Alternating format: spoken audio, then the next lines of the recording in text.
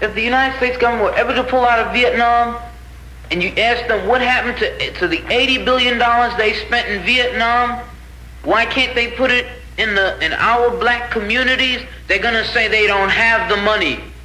Well, where did all the money disappear to?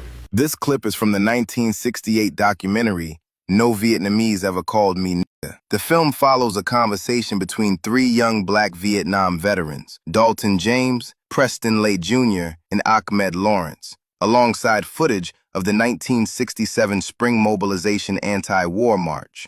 Throughout the film, these men talk about their time in the service, fighting for their country, and the harsh reality of returning to that country and still being treated like second-class citizens. The price of an F-4 Phantom jet is $2.5 million each. With that, Uncle Sam can build 2 beautiful schools here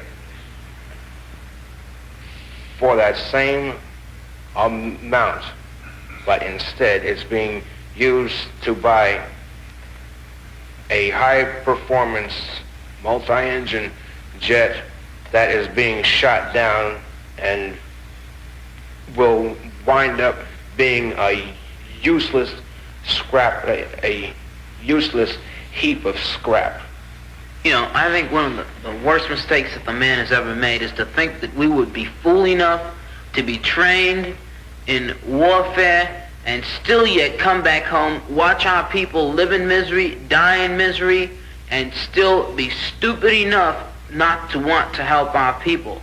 Now, if the people on the street, the people in the so-called riots, I call them revolts, if the people in the revolts are to be shot down and killed, then I don't think there's any brother who's going to stand around knowing what he can do and knowing what he's capable of putting out.